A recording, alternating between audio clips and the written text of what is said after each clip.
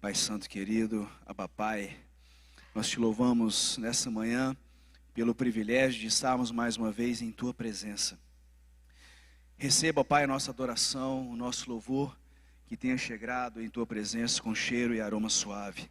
Pedimos ao Senhor, através do Teu Santo Espírito, que traga, Pai, a iluminação da Tua palavra ao nosso coração, nos dando entendimento, sabedoria, Pai, e revelação.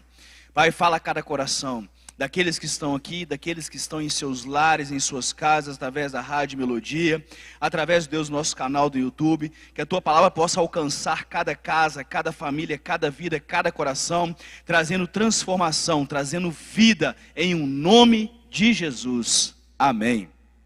Amados, poder sentar, mas já vai abrindo sua Bíblia em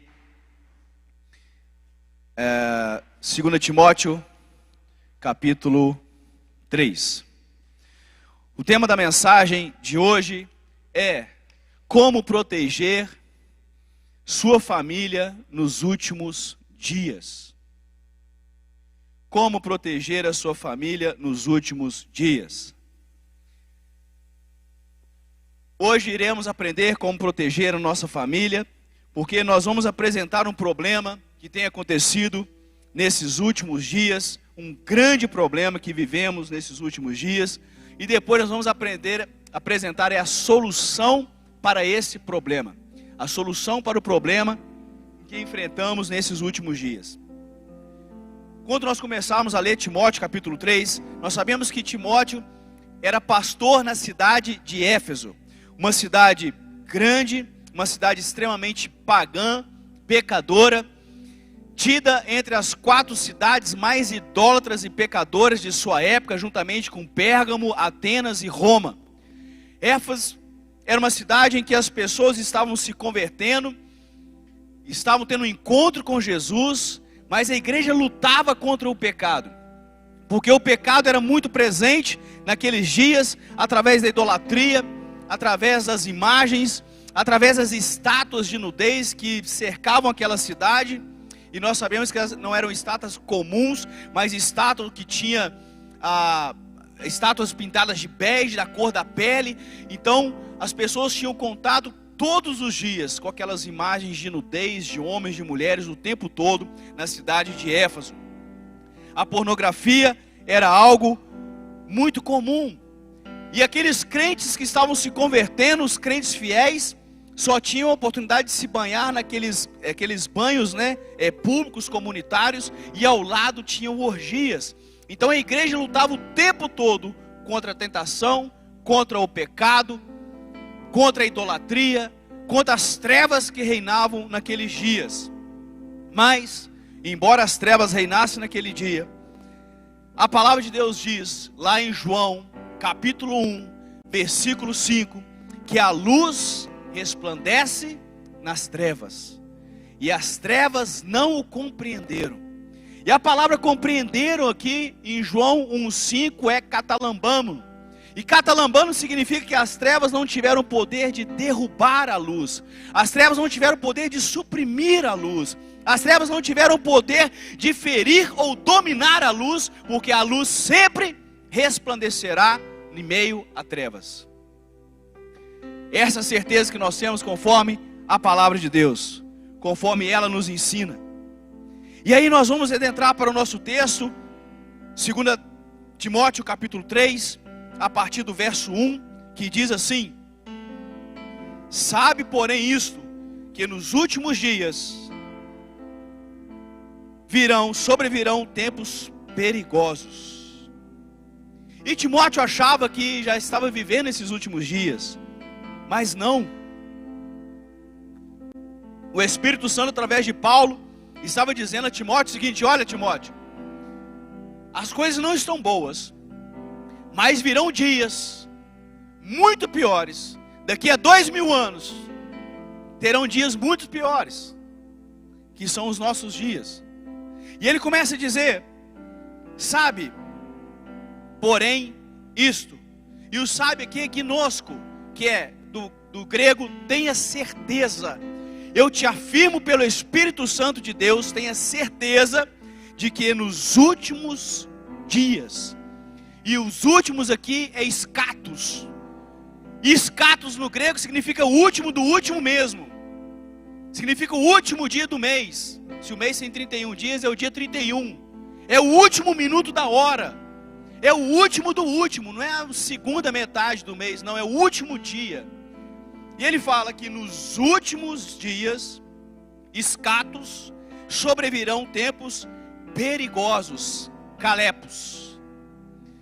E aqui nós temos que prestar atenção para o original da palavra de Deus, porque nos traz uma revelação muito profunda e poderosa. Porque calepos aparece apenas 2 vezes no Novo Testamento. Aqui em 2 Timóteo, capítulo 3, quando fala dos dias, dos tempos perigosos. E ele fala também lá em Mateus capítulo 8, versículo 28, quando fala, quando passaram para outra margem, porque Jesus e os seus apóstolos estavam no mar, atravessando o mar de Tiberíades, o mar da Galileia, e eles atravessaram para o outro lado, e quando chegaram no outro lado, veio ao encontro deles um homem dos sepulcros, um homem de espírito imundo, e diz que tamanho era o seu perigo, o seu caleptos, que ninguém podia resisti-lo.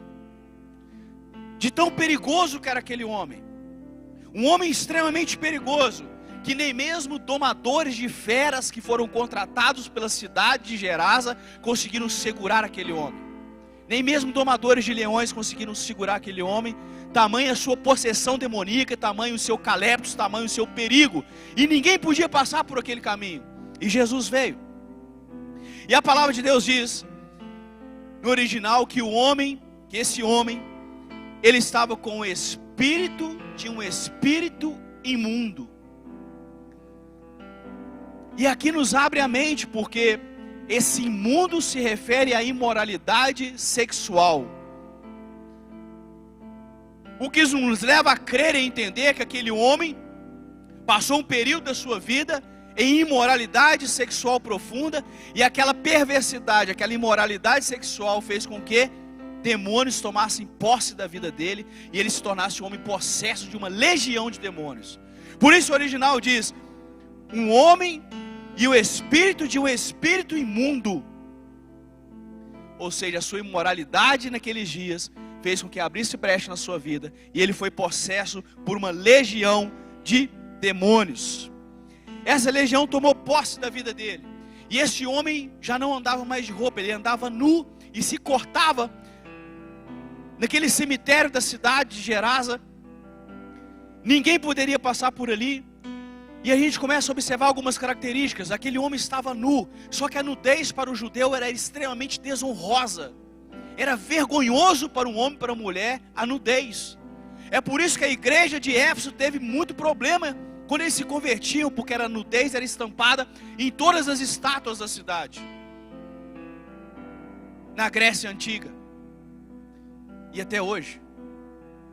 E só para os irmãos terem ideia, né, quando os soldados de Davi foram conversar com o rei rapou metade da barba daqueles soldados. Eles ficaram 40 dias escondidos na mata, por vergonha de estarem sem a metade da barba. E eles ficaram 40 dias escondidos até sua barba crescerem e eles pudessem ir na presença do rei.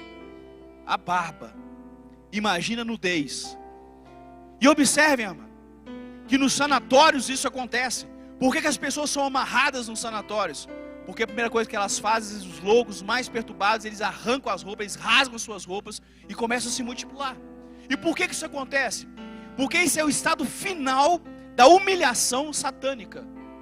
É a pessoa se expor publicamente. Aquele que deveria ser o templo do Espírito Santo de Deus está exposto publicamente às pessoas. E começa a se ferir. E é o que aquele homem fazia no estado final de a sua depravação, da humilhação de Satanás sobre a vida dele. Ele estava nu e ainda se cortava. Essa humilhação que nós vemos que hoje acontece de forma espontânea, da nudez, através das redes sociais, através de filmes, séries, algo que tem se tornado comum. Por quê? Porque vivemos calepos, dias perigosos. E essas duas palavras, escatos caleptos, nos últimos dos últimos dias, seriam dias muito perigosos. Perigosos por quê? Porque, segundo essa palavra de Mateus 8, 28, o estado natural das pessoas se tornaria como desse homem, o endemoniado Gerazeno. Um culto à morte, um culto à imoralidade sexual. Que é isso, pastor? Não, a gente não vê esse tipo de coisa acontecendo.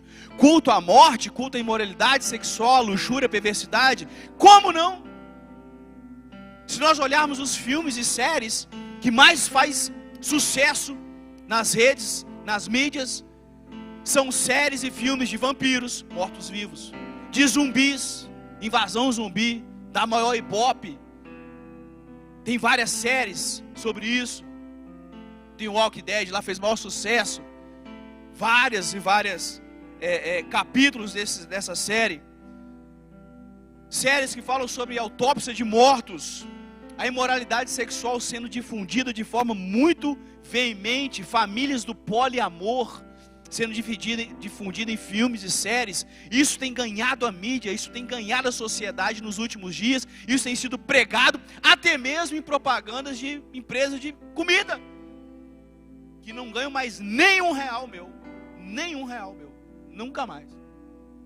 E por que isso tem sido difundido? Porque nós vivemos caleptos, os últimos dias, perigosos, muito perigosos, porque isso tem sido apregoado o tempo todo pela mídia, e as nossas mentes, a mente da sociedade tem sido atacado por isso.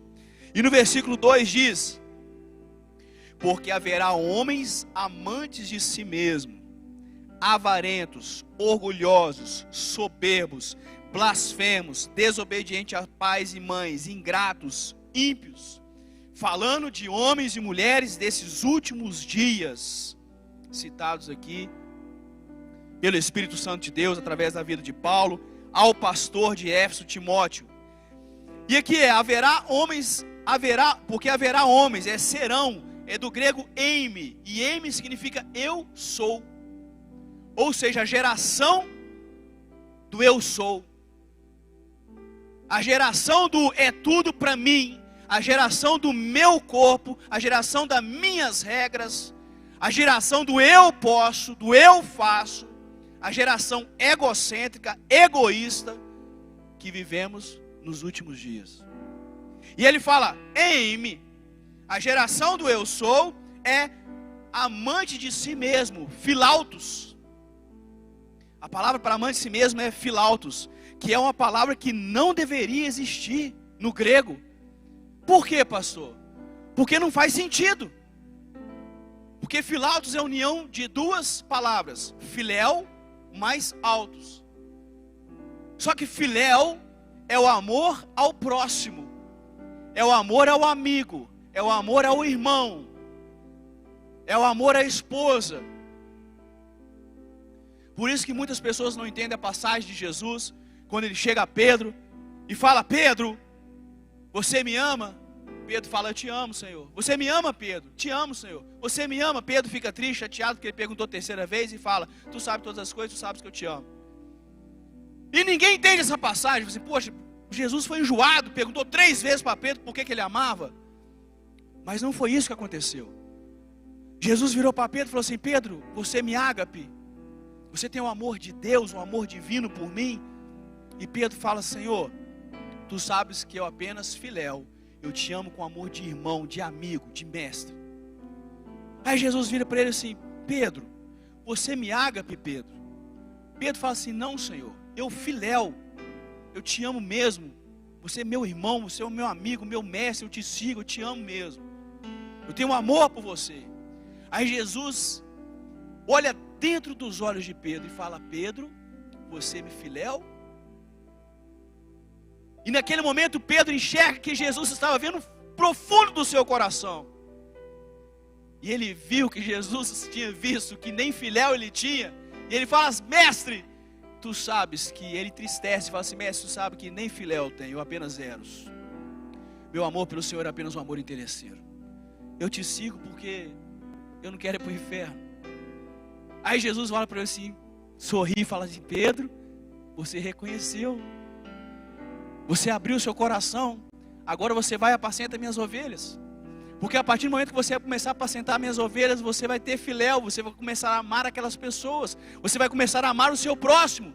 E quando você fizer isso, o amor ágape vai inundar o seu coração. E Pedro se levanta como um dos grandes missionários da sua época, um grande apóstolo, mais citado nas Escrituras.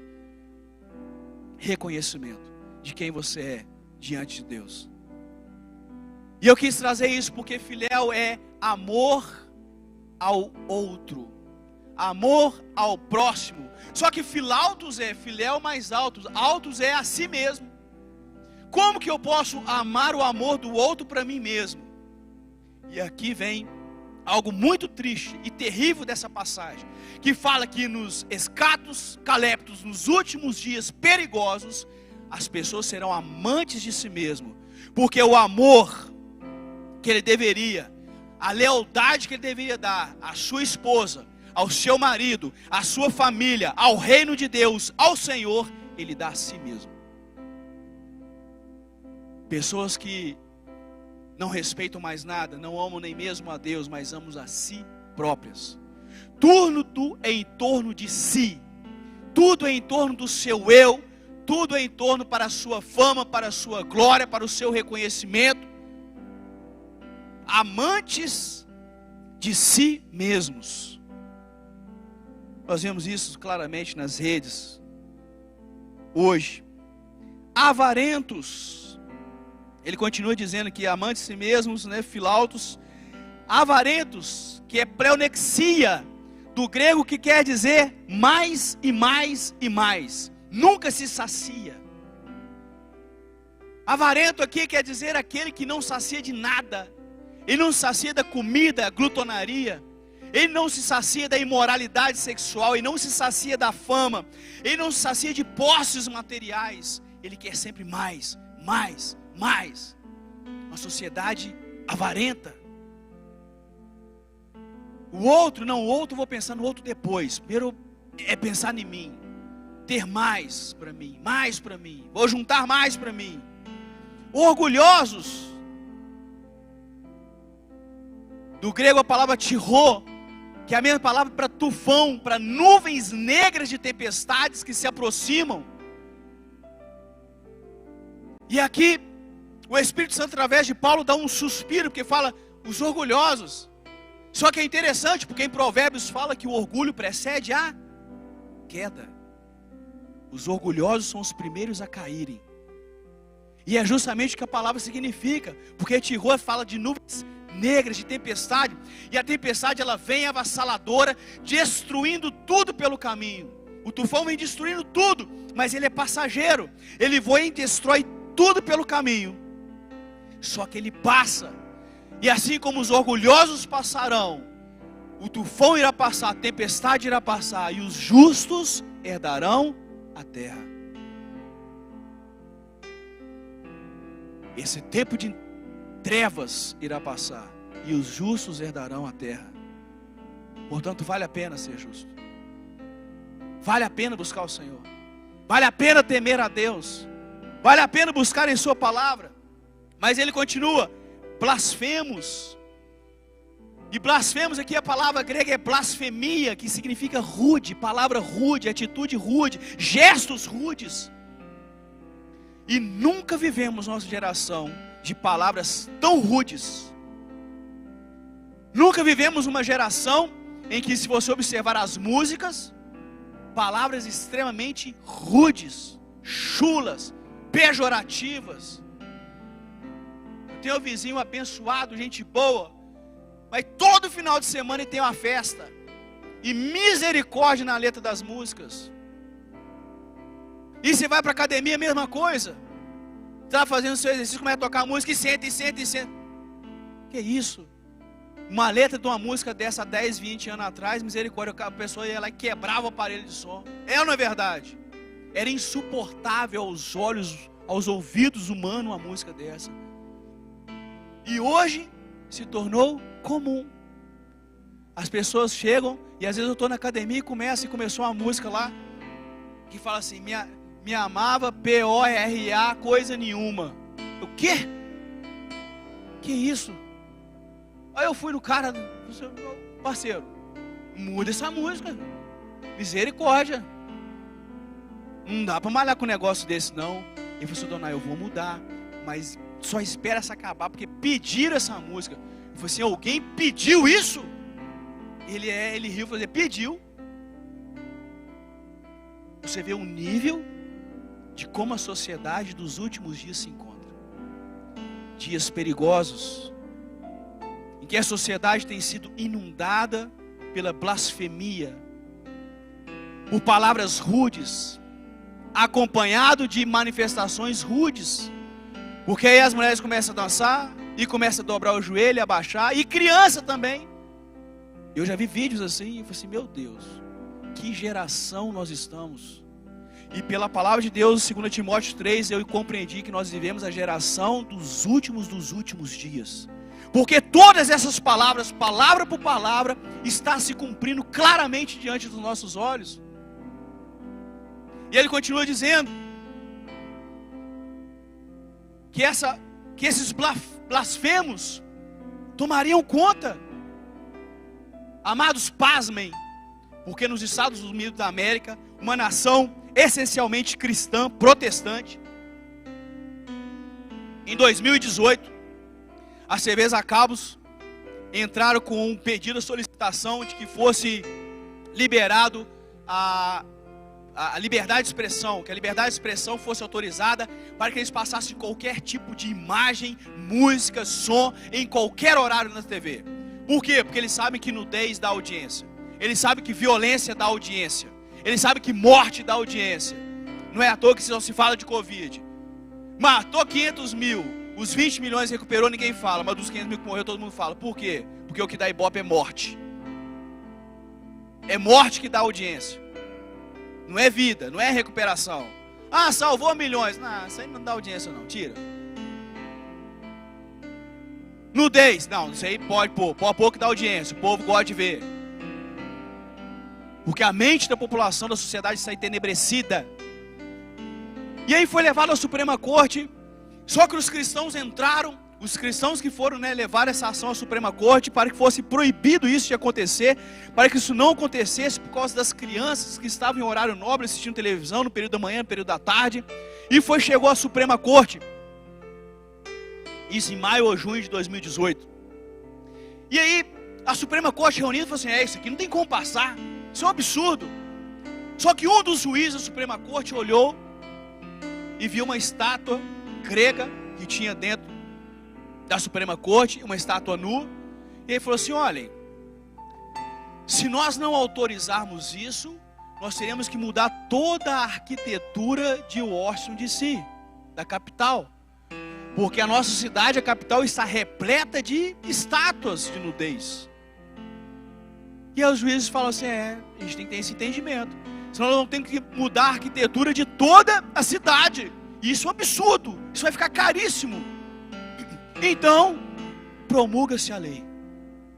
No momento que eles promulgaram essa lei, eles decidiram por permitir a profanação, a nudez, a pornografia ser exibida em qualquer horário da TV norte-americana.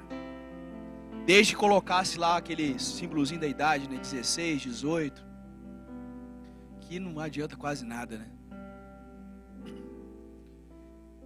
Desobedientes, continua, desobedientes aos pais, pais que perdem o controle dos filhos, pais e mães que não exercem mais a sua autoridade de pais dentro de casa. Isso é muito triste, irmão, sabe por quê? Porque o seu filho, a sua filha quer que você exerça a sua autoridade, ele precisa que você exerça a sua autoridade, porque é justamente quando você exerce a sua autoridade que ele se sente seguro, que ele se sente protegido. Não, meu pai está me protegendo. Meu pai falou não. Por que não? Porque te faz mal, porque você vai cair, cara. Ele disse, meu pai está me protegendo, me senti seguro, eu preciso disso, então esse aqui é o meu limite. Se eu passar daqui eu vou cair no abismo.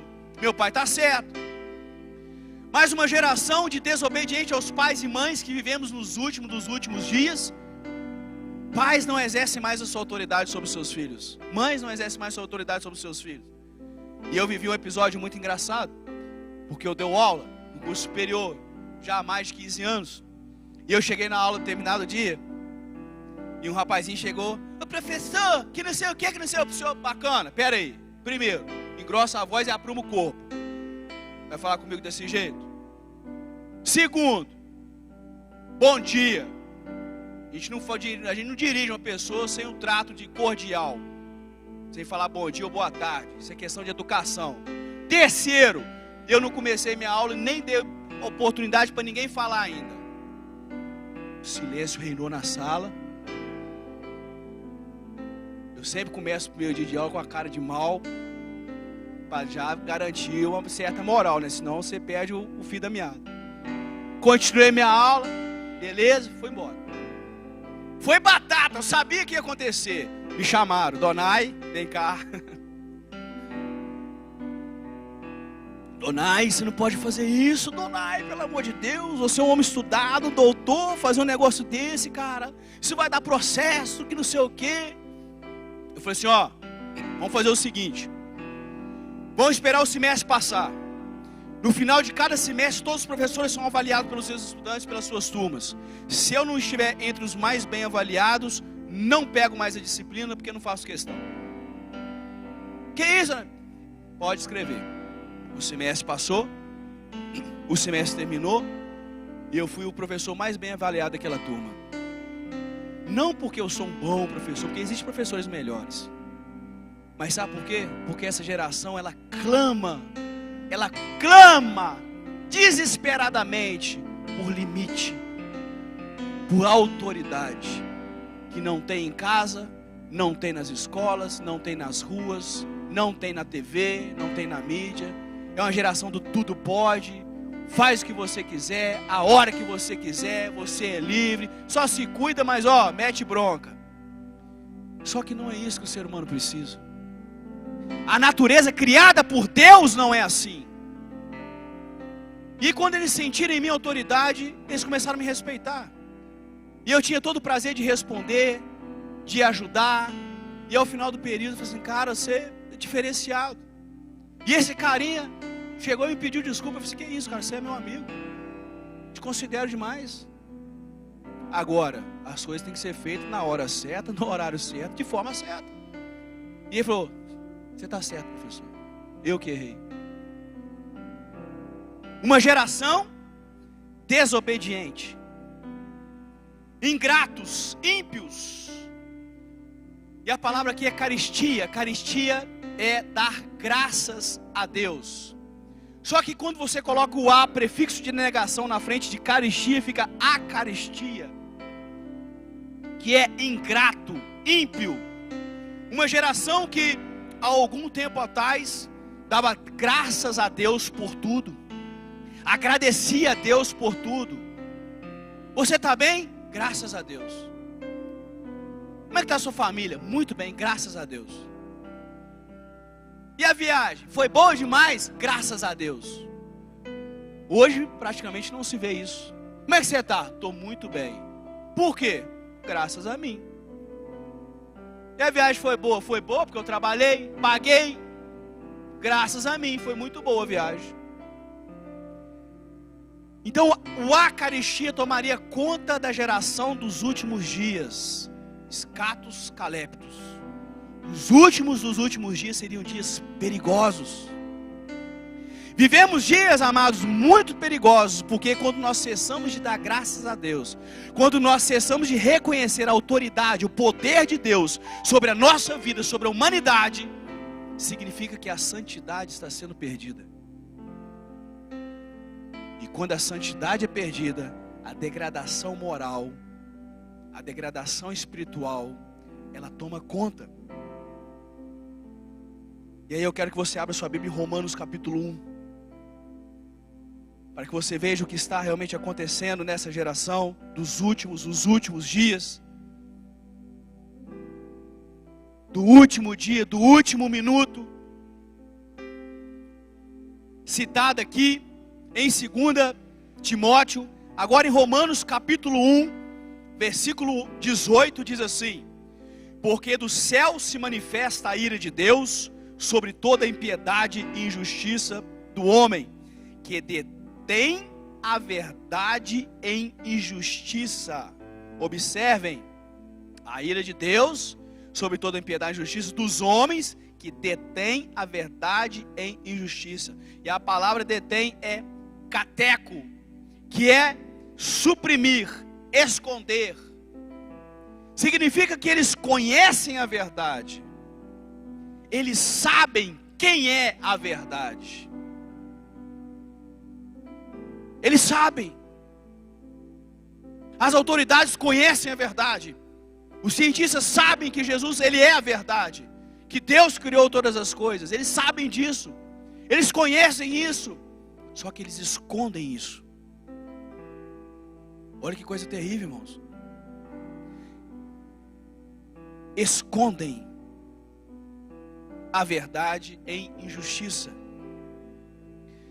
E Romanos continua dizendo, nós vamos entender por que eles escondem isso. Por causa de poder, por causa de dinheiro.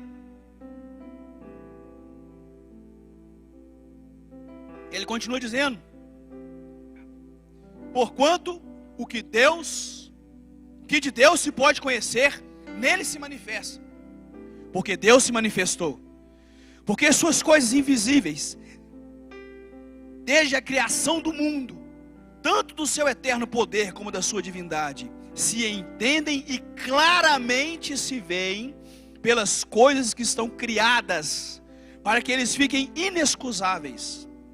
Portanto, tendo conhecido a Deus, não glorificaram como Deus, nem lhe deram graças, nem lhe deram Eucaristia. Antes, em seus discursos se desvaneceram, e o seu coração insensato se obscureceu. Preste atenção nesse final do versículo, fala: e o seu coração insensato se obscureceu. Quando as pessoas deixam de dar graças a Deus, quando as pessoas param de reconhecer a autoridade de Deus, quando as pessoas param de reconhecer que Deus é soberano e criador de todas as coisas, o seu coração começa a bombear trevas. O coração da sociedade dos últimos dias tem bombeado trevas. Olha os filmes, olha as séries, olha o que se apresenta na mídia: morte, luxúria, libertinagem, imoralidade, mortos-vivos. O coração da sociedade tem bombeado trevas. Para quê, pastor? Para que se manifeste o homem do pecado. Porque o homem do pecado só vai se manifestar quando o coração da sociedade estiver bombeando trevas. Não bombeia mais graça a Deus, mas bombeiam trevas. Isso é um movimento claro de que se abreviam os dias e em breve se manifestará o homem do pecado. Romanos 1:22, dizendo-se sábios, tornaram-se loucos. E a palavra grega aqui para loucos é moraino, que significa imbecil. Pastor, mas ele é um pós-doutor. Sim, ele é um pós-doutor imbecil. É o que a palavra de Deus diz. Dizendo-se sábios, dizendo-se mestres, dizendo-se doutores, se tornaram imbecis, porque não reconheceram a Deus. E ele continua: e mudaram a glória do Deus incorruptível em semelhança da imagem de homem corruptível, de aves, de quadrúpedes e de répteis. Aqui nós temos a história da idolatria de forma contrária, porque a idolatria começou com répteis. É só vocês olharem no antigo Egito, quando se adoravam crocodilos. Depois, anos se passam, começa a adorar quadrúpedes, bezerros, até chegar na Índia, que se adora vacas, e começaram a se adorar as águias do céu, até que se adore o homem. Então, se nós pegarmos a história desde a Babilônia antiga, passarmos para o Egito, o Império Assírio, o Medo-Persa, Romano, a adoração foi evoluindo, a idolatria foi evoluindo. Dos répteis passaram para os quadrúpedes, das aves, até chegar ao homem incorruptível em semelhança da imagem do homem, a idolatria ao próprio eu. A idolatria não é mais a imagem, não é mais aos animais. A pessoa começa a idolatrar a si mesma. Começa a idolatrar o próprio homem. Observe como as pessoas seguem pessoas. Seguem centenas de pessoas. E muitas delas não seguem apenas para ter um perfil de uma pessoa que é bacana, que tem um bom ensinamento, que tem um bom caráter, que tem uma boa coisa para te ensinar. Não, segue como um ídolo. Não, esse que é o meu ídolo. Nossa, eu idolatro esse camarada. E aí o homem passa a ser o ídolo nos últimos dos últimos dias. É o que tem acontecido. Observem as redes sociais, irmãos. Versículo 24. Por isso também Deus os entregou às consciências de seus corações, a imundícia, ou seja, a luxúria, a imoralidade, a leviandade, a perversidade, para desonrarem seus corpos entre si. E depois continua falando que receberam seus próprios corpos o pecado. Como nós já bem sabemos. Observam que são características dos últimos dias. Observam que são características da sociedade de hoje. Voltemos agora para 2 Timóteo capítulo 3, versículo 3. E aí a gente poderia discorrer muito sobre isso, mas o tempo já passou. E ele começa a falar sem afeto natural. Sem afeto natural aqui é sem princípios familiares. Não se senta mais à mesa. Não tem mais intimidade dentro da própria casa, dentro da própria família, porque cada um está no seu canto, cada um com o seu celular, cada um com o seu tablet, cada um com a sua televisão. Sem afeto natural, a família perde o seu princípio, a família perde os seus pilares, a família perde os seus valores. Tem acontecido nos últimos dias? Ou só eu estou vendo isso? Caleptos, amados, perigoso. Porque isso aconteceria nos últimos dias. E por que isso tudo aconteceu? Poderíamos continuar lendo versículo 3, 4 e 5 aqui de Timóteo 3. Mas resumindo a história, tiraram Deus de cena. Por que tiraram Deus de cena? Porque quando você tira Deus de cena, você não tem um ser superior ao qual você prestará contas. E aí você pode qualquer coisa. Você pode tudo. Porque você não vai prestar contas a ninguém. É por isso que teve a perpetuação do ateísmo. Por que perpetuaram o ateísmo? Porque sem o ateísmo, crendo num Deus superior, eu vou prestar contas a Ele. Mas quando você tira Deus de cena, você não tem que prestar contas a ninguém. E aí o pecado domina. O coração das pessoas da sociedade começa a bombear trevas. E foi o que aconteceu. E aí começa um feminismo exacerbado, liberação de aborto, como aconteceu na nossa vizinha Argentina, recentemente. Libera-se aborto, assassinato de crianças. E pasmem, em 1917, na União Soviética, na Revolução Comunista, perpetuou-se o ateísmo, porque era necessário que as pessoas parassem de crer em Deus. Poucos ortodoxos permaneceram. Perpetuou-se o ateísmo, porque o ateísmo é uma das bases do comunismo.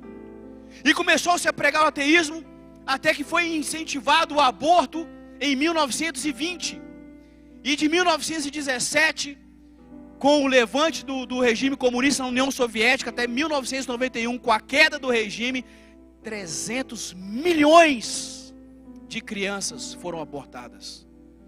Não falei 3 mil, não falei 300 mil, falei 300 milhões de crianças foram abortadas na União Soviética. E segundo o pastor Rick Renner, de 1917 a 2017, somados à China, com a política do filho único, onde milhares de, principalmente meninas, foram abortadas. E ao redor do mundo, soma-se 1 bilhão de crianças abortadas. Assassinato, infanticídio, assassinato de crianças. Algo que entristece o coração do nosso Deus. Antibíblico, culto a Dagon, que era o Deus que recebia o sacrifício de crianças. Ah, pastor, não estou ouvindo falar de Dagon. Ele continua existindo. Ele continua recebendo o sacrifício de crianças. Pastor, e como proteger a minha casa? Como proteger a minha família desses dias perigosos que estamos vivendo nos últimos dias? Abre sua Bíblia aí em 2 Timóteo 3, versículo 16. Que versículo maravilhoso, tremendo, porque ele diz assim: toda a escritura é divinamente inspirada e proveitosa para ensinar, para redarguir, para corrigir, para instruir em justiça. E aqui eu quero me ater que a escritura é divinamente inspirada. Inspiração, theopneustos.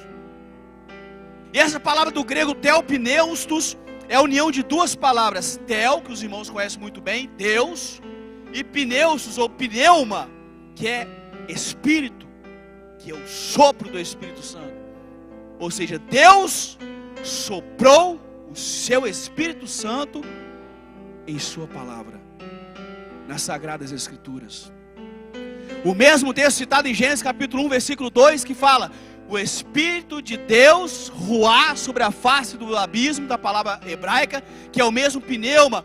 Ou seja, o Espírito de Deus chocava, pairava, criava, transformava o caos em vida.